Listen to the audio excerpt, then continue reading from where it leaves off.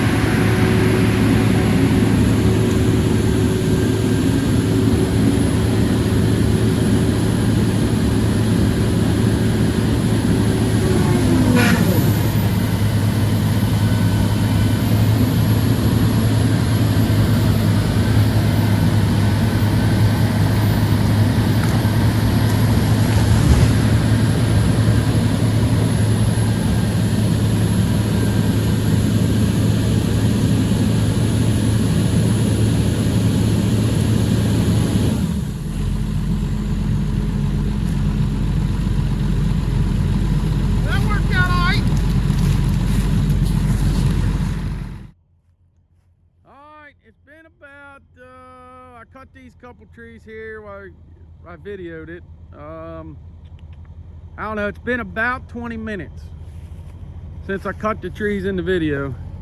And I went on down the line there and just folded them down.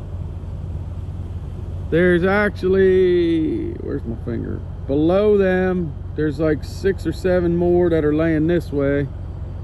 So, yeah, we're, now we just gotta go through and top them all and drag them out. I'm getting the hang of it. I mean, they're all laying the right way. You know, I mean, everything fell this way. Even some stuff is leaning back this way. I don't know, it definitely saves time, saves your back. So, I'm happy with it. And I think as time goes on, I'll just get better. I mean, I'll just get better. You know what I mean? We didn't mash any of these trees. Of course, I got a lot of room to work in here, though, so it's a little bit, I don't know, it's a little bit different scenario. So the real test would be when we get into a select cut piece, but yeah, I mean, I didn't, you know, all them tops are good. We didn't fold any of them tops over, didn't break none of that stuff out. So, you know, what stuff we are leaving in here, we're saving it. So, all right, better get on the saw.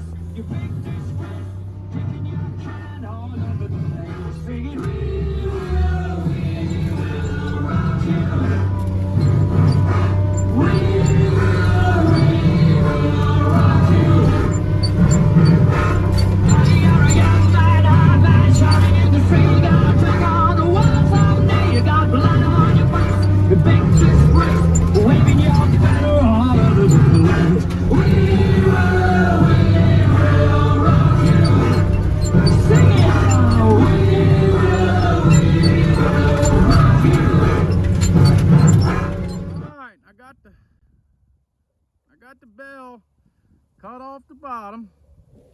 I'm gonna hand cut a bunch of them now. I got all the big ones are left, so we gotta hand cut them, and they're too nice to chew them down with the cutter. But this old oak's got see that big old crotch in it like that, so it's got to land flat. If it don't land flat, it's gonna bust. It's gonna bust. It's gonna bust all the way down, just to tear it to shreds. So I got the tree most of the way cut off, got the bell cut all the way around, bored in through the notch. It should set there and let me catch up with it and lay right down in there. That's what it should do. Bearing any, I don't know, mistakes, I guess. I don't know, but trees do whatever the heck they want anyway, so. All we can do is do the best we can with what we got to work with, and that's it. So hopefully this goes well, but we're about to see what happens. It's kind of leaning out towards this road a little bit. This is the right of way for the water line. It's kind of leaning out this way, but it should stay there and swing out there. But find out.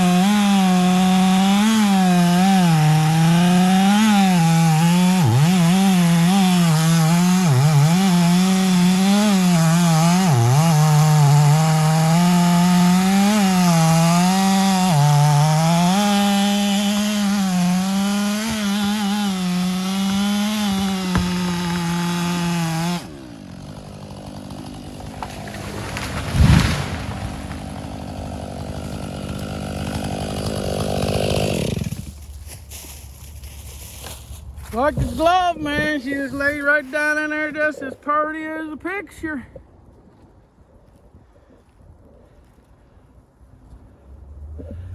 Seems like, and I don't know, I do it this way just because it seems to help me. It gives me a little more time to keep up with it if I come in deeper with my knots. See, my knot's stopped right here, right? My knots stopped my, whatever you want to call that, face cut, whatever. That stopped right here. But I came in further. See how I had all this cut off? It's actually cut up underneath of here too. So it's basically from here this way is already cut off before I start. Then I cut the bell off all the way around. And what happens is, you see these little stress marks in it? When the tree wants to get ready to fall, it sets down and it pinches right here. It just closes up and pinches tight.